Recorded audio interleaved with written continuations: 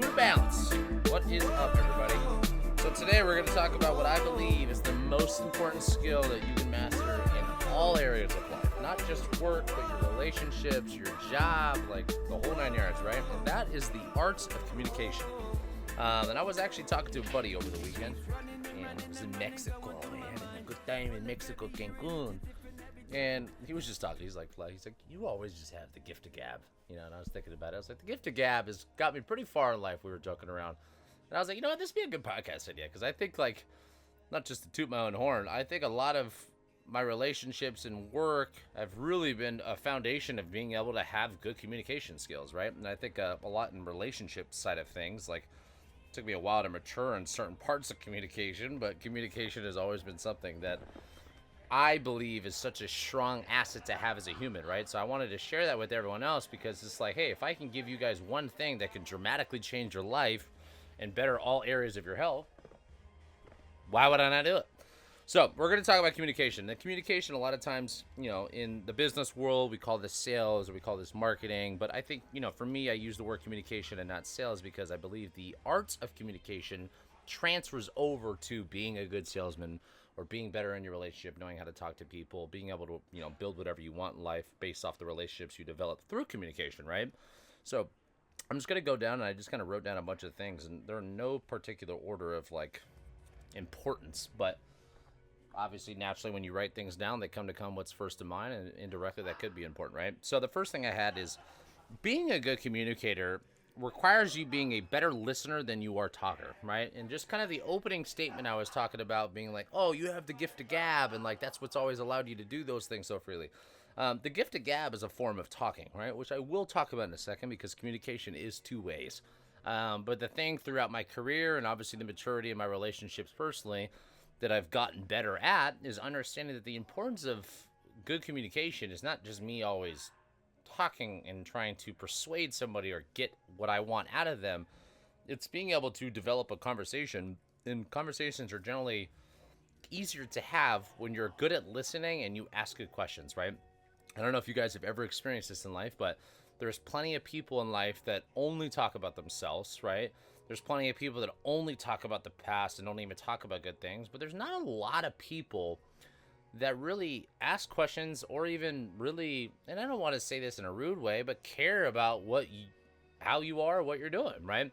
And I've always used that as kind of a pulse in my life to kind of see where someone's at mentally. Like, for someone that's around me that I love, either a coworker or family member, my significant other, one of the easiest statements I've always said is kind of a pulse on where they're at is if I say, like, hey, what's up? How you doing? Like, if they just say, good, everything's all right.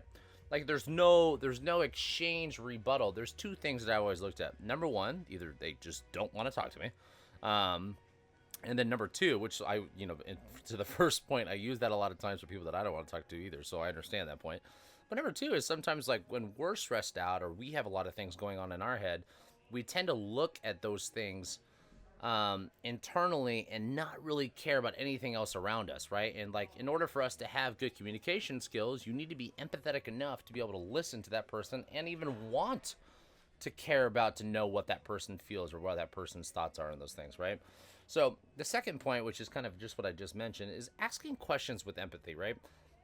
Empathy for me, oh man, I couldn't tell you what age, but for the longest time of my life, I never thought that I was an empathetic person. I always thought I was more sympathetic, right? And when I was, like, brought up in, you know, I remember my first sales job, for example, they're always like, you want to make sure that you're always being empathetic. Try to put yourself in that person's shoes, because it's going to make that conversation so much easier to have.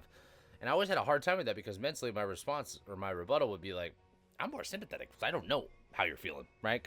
And to be honest with you, I still feel like a lot of that is true, because the degree of empathy, I think, comes easier for someone that's been on the other side, right? So if I'm trying to convince someone that's overweight about my journey and how I lost weight, I think it's easier for me in that situation to be more empathetic of that person's situation, right? Versus sympathetic would be like, oh, I can imagine, like, that would be hard, right? But it's like, so I think the difference between sympathy and empathy without having the experience, which can create empathy in itself, is trying to put yourself in that situation, right? So a lot of times empathy does come from being humble enough and kind of just being realistic enough to be like, how would they feel if I was in their position, with their thought process and their emotional level and everything else, right?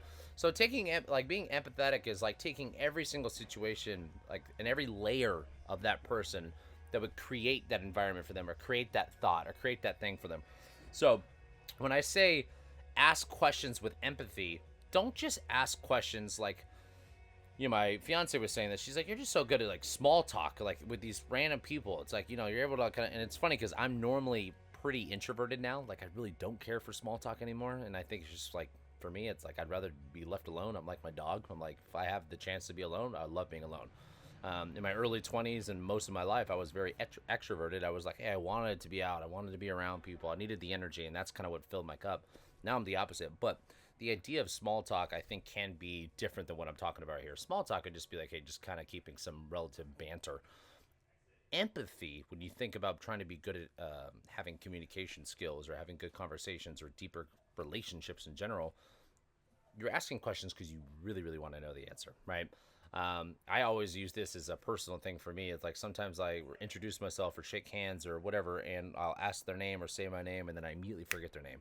And that's just small talk question. That's not a real empathetic question, right? So it's like, when someone introduces themselves, or I ask them their name or whatever it is, if I really wanted to know their name, I should be able to remember those things, right? So I think being empathetic enough to really be genuinely wanting to know more about that person. My fiance, I will give her credit. She's made me more empathetic than I think anybody ever has in my entire life. And that's just because she is just like, to her core, an empath. And if anything, it's almost scary. Like, she feels other people's emotions, right? Like, if someone else is in a bad situation, like, she'll become sad, or if someone else, like, whatever their emotion is, obviously. And that is like something that I've like seeing it for 7-8 years, however long we've been together now. It's like, it's made me more empathetic. It's like, wow, like, I think there's negative sides to being 100% empathetic, because you have a hard time separating those emotions of what's reality for you versus reality of people and other things outside of you. But at the end of the day, it's like, being a good listener comes with having good questions, and having good questions that actually mean something, that elicit a response that is going to be genuine, comes from being empathetic. So empathetic is basically being like, hey, number one, I really do care and want to know this person's response or thoughts or whatever I'm asking. And then number two is like, to the core, trying to put myself in their situation so I can ask questions that are really genuine around that too. Because this kind of leads me to the next part of, like, I call this the chameleon. This is the chameleon theory, chameleon effect, if I were to put anything on it. But in sales, I used to always say this in business, right? But I always said this like in life. Like, my friend group has always been very diverse, and I was always like that through school, and it's always been like that through life. Like, I have, in school, I had the nerds, we had the athletes, you had the gothic people, you had the hood rats, you had everybody, right? And I always was friends with everybody, and I wasn't really, really, really super connected with one group, because I always just kind of like floated around and had different groups. And over time, obviously, you kind of develop your more core. But I always said that it comes from just being a chameleon, like being able to put yourself in any situation and change your tonality, change your body language, change the questions, right? And I think that comes with so many things. There's so much context to that. But the chameleon effect, I think, is what allows you to be a good communicator in life, right? So you think about your jobs, you think about your relationships, you think about anything in life. You need to be a chameleon sometimes, right? Like, I think there's a line of being transparent and being authentic and being you, but there's also the ability to kind of put yourself in situations to make them feel comfortable, right? Because my always thing has been like, your frequency of how you talk and how you communicate, not even just words, but all levels of communication, which I'll talk about here in a second, is what allows you to really have good communication, right? Like, when your frequency's off, right? Like, you can tell, like, I'm trying to think of something. Someone's super aggressive and really loud and really hold the conversation. You have another person that's really quiet and passive and doesn't say anything. Like, that conversation is not going to be much at all, right? Like, in order to have conversation with people, you need to be able to kind of change your frequency, and not even, like I say, not even just the word aspect of it, but actually looking at like all aspects of it, body language, the tonality, the words, the whole 9 yards. The chameleon effect allows you to do that, right? Because it's like, oh, I can put myself in that situation with that person, or being uncomfortable, right? And for me, it's like, I've never wanted to be uncomfortable in any situation, and that requires me, coming back to the previous point, being empathetic enough to like understand their situation, or what their thought process are, what their views are. I think one of the beautiful things and I've said this in previous podcasts, and I probably should bring this up soon again. Open-mindedness versus closed-mindedness. And this comes to me more frequently during election years. That's one thing, is like, I'm not a political person at all. And I'm pretty centric in a lot of views of a lot of things in life, not even just politics, but a lot of things. And that's what I think allowed me to be like, from a communication perspective, it's easier for me to place myself in certain situations and keep a conversation flowing and ask questions, and even ask the things that are maybe even a little bit challenging from the other side, because I think being closed-minded is going to be the thing that really prevents or shuts the doors of certain things, because like, oh, I know what this person's point of view is. So like, even if I'm asking this question, it doesn't seem genuine, right? So it's like, all aspects of communication require you being open-minded in that process too, because by being open-minded, you can then put yourself in their situation or ask questions that seem authentic enough to really just want to know the answer for the sake of conversation, not just be like, well, I need to prove myself right, or I need to prove myself, or whatever it is. Like, I think that's the problem with like communication with a lot of closed-minded people. And this is why I've never been a fan of politics, because if anybody is seen the politics over the last decade or two, it's like it's become more and more polarized. And if you talk to an extreme left or an extreme right person, they're just like, they do not see anything else besides that. That in my industry, the diet world's like that. It's pretty dogmatic, and like a lot of people have their points of views, but they don't have the ability to open their mind and see the other points of views, right?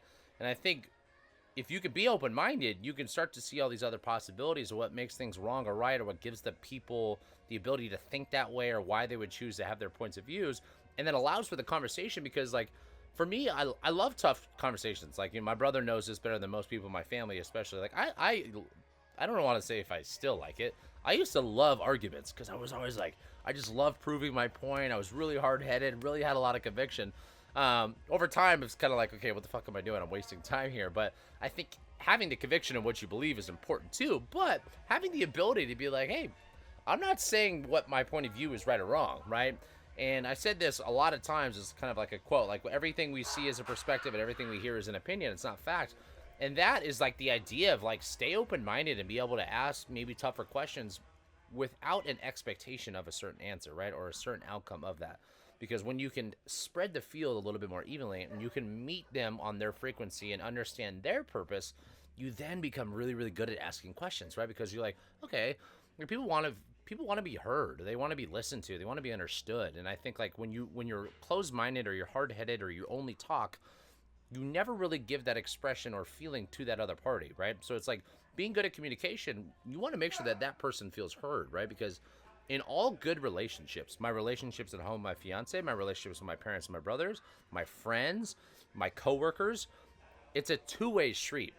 And if I treat the relationship as one way, where I only expect things from them or vice versa, then it's never going to be a healthy long-term relationship. And that is like the definition of terrible communication, right? Because communication, expecting only one thing to work, is not being a good communicator. Like, you need to be able to do both, right?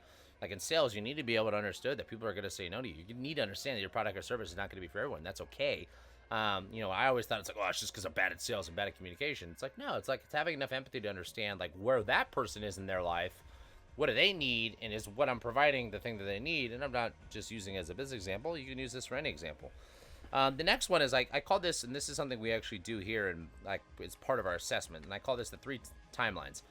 3 timelines for me, and I use ABC just to make this conversation easy. A is talk about the past and the history. B is to talk about the goals in the future. And C is to talk about the process and how you're going to get there, right? So anytime I have a conversation with anybody in life, doesn't matter if I'm meeting somebody at a bar for the first time or if I'm having a client come in here for a fit start, I will always first dwell the conversation around, let's learn about your history. What's worked well? What hasn't? What did you like? What did you dislike? How were the results from it? Like all these things in the past, right? And I think like I always use sales as kind of an example for dating.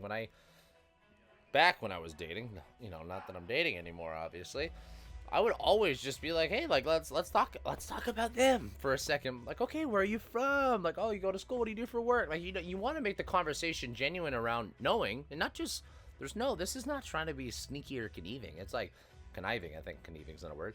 It's like you're trying to know their history, right? Once you develop their history, like in communication for sales and work, the next part for me as a coach is always then be like, okay, what's your goals? Like, what are you really trying to work towards, right? Like, what are the things that you're trying to accomplish? Why have these been hard? Why are these pain points for you? And like, why have you not achieved this by yourself? Why now? Like, oh, why? Like, a lot of like communication is asking why. And it's the same thing in real life, right? If I was going to go back to that dating example, it's like, hey, well, like it could be small, micro, like, well, what are you doing this weekend, right? I always, if anybody knows, and now you guys know my secret sauce, in classes and clients all the time, I say this a lot, like, and it's not ingenuine, it's just like a genuine question of like, hey, like, what are we doing for dinner, or like, what's the plans this weekend? So it's like asking future questions of like what's coming next.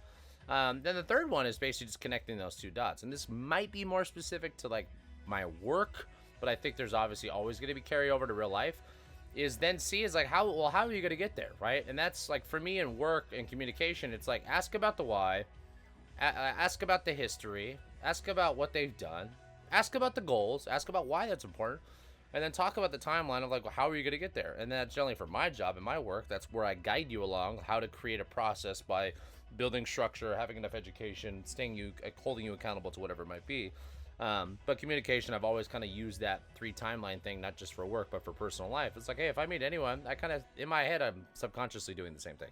I'm asking about their history. I'm asking about their goals in their future, what they're doing either tonight or what they're doing in 10 years from now. It's something just moving past the current moment. Then the process is like, kind of, what are you currently doing to work your way towards that? Or what are you doing in between? Whatever it is, right? So the next one, now we're going to kind of transition this into like actually talking. Having the gift to gab, I think, is what makes people a great salesman in the business world. But I also think it's kind of what makes somebody, for me, I've always loved people with a sense of humor. I love people that are always like have the ability to keep a conversation flowing without awkward moments. I love people that have good storytelling, like storytelling in like the business world, or like marketing and sales is amazing for that. But in real life, like some of my favorite friends and people are like the ones that just like always just, and this is why I love elders, because I love talking to grandparents or parents or people that are older than me that have a life that I haven't lived, and just being able to keep that aspect going. But the number one thing from talking that I've realized that comes as probably at the top of the list is you gotta have conviction, right? And it doesn't even matter if you're right or wrong. My brother has always said this. He goes, well, Corey's so good at arguing that even when he's wrong, he makes you think you're right and you actually second guess it. And I think, and I'm not saying go and lie and use this tactic, but I'm saying from a communication perspective, being a good communicator from the talking side of it is having conviction. Like, you need to believe in what you're doing. The reason why selling memberships for fitness and personal training is easy for me is because I really believe in it, right? Like, I'm not selling stuff I don't believe in. I sold $1,500 Kirby vacuums door to door in Oakland. I sold Cutco knives door to door. There's things I've sold in my life where I did not believe in the service or product. When you believe in something, right, you believe in your point of view, you have conviction with that. The fine line between having conviction is it sometimes can carry over to almost coming off like closed-minded, because that's the only thing you see. And that's where you need to always have, aka pursuit of balance. You need to have a balancing act between the idea of having conviction and confidence in what you're saying, but also enough empathy to maybe understand that like maybe it's not right for them, right? And like that's what I think communication and like selling in general for me especially too is like, not everyone needs to understand my point of view. And it took me a long time in my life, and I'm still working on that. I'm nowhere near perfect. But I think the idea of having conviction is also what allows me to influence people. I think a lot of times, like, you know, when you look at the idea of like influence or persuasion, the difference between that and manipulation is strictly just the intent, right? So like if your intent is good, then it also allows you to stay in a confident place with conviction with your communication and not feel terrible about it, right? Like I think if you're trying to have confidence and conviction but sell someone on the wrong thing, but that's where it kind of gets lost in translation sometimes, because that can be subjective. Like your views of right or wrong are different than my views of right or wrong. But once again, that statement in itself is empathetic, right? Like you need to understand that everyone's different. So communication, the next part is everything is a transfer of energy in life. Like we are energetic beings, right? So it's like if I were to really like talk calmly and change the way I talk about these things and really take it serious and slow down my tone and change my body language, like the communication is different. Versus if I tell you like this is what works and I raise my voice and my energy, like, so I think communication always comes from back to that meeting someone where their frequency's at. If I'm trying to motivate someone in class, I need to be able to higher frequency. I maybe need to meet them where they're currently at, but I need to be able to bring them up with me, right? And good salespeople in the business world are great at transferring energy. Good coaches, good parents. If you want to have influence and you want to have persuasion, and you want to be good at communication, you need to understand it's a transfer of energy. And this is why I've always believed, and I'm not saying this is fact or not, that good salespeople, good business people, good business leaders, good parents, good coaches, good teachers have the ability to get you energetic and motivated about a subject and moving towards that direction, right? Versus someone that's kind of boring, kind of monotone. I was saying that on the plane, and I don't mean this offensively to anybody, but it probably is. Like this, I called her a Karen, is what I was telling Nick. She's like, you gotta stop saying that, that's rude. It's like annoying voice, right? But it's just monotone, sounding like she hated her job. I cannot stand that stuff, right? My point of view, but I cannot stand that stuff.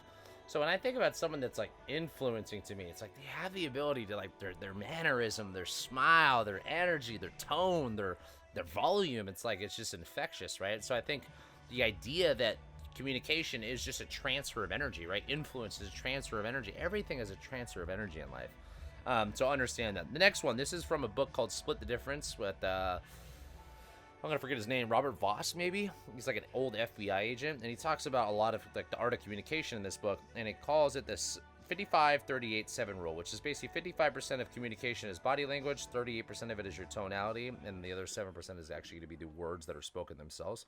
So when you think about the idea of communication, most people think about it, it's just words, right? And it's like, fuck no. It's literally single digits of part of the whole conversation here. Your body language and how you present yourself, your mannerisms, your tonality, your volume, all those things I was just talking about have a bigger impact on your ability to communicate with somebody. I can say the same word, but I can say it a different fuck. Like, you know, those are three different levels of having tone or having body language. If you're not watching this on a video, that probably all sounded weird to you. That is a huge part of communication, is understand that there's much bigger than that. And then the last part is just like, I think, being educated, like having enough education to be able to carry yourself through conversations allows you to have conviction, allows you to stay confident in what you're saying too, because uneducated people trying to persuade semi-educated people or uneducated people more, this is a very dangerous rabbit hole. So I think like being a good communicator comes with educating yourself on emotions, other people's feelings, knowledge itself, facts, the whole 9 yards. But those are all things that are going to make you a great communicator. So I'm going to leave you guys with that. If there's anything you can take away from this as far as a skill set for life to have, like work on communication, study communication, pay attention to how you're communicating with your body language, your tone, the words that you speak, and the whole 9 yards. And I guarantee there's going to be so much benefit and carry over to your life that you can thank me later for. All right, guys, take care. I will see you next week.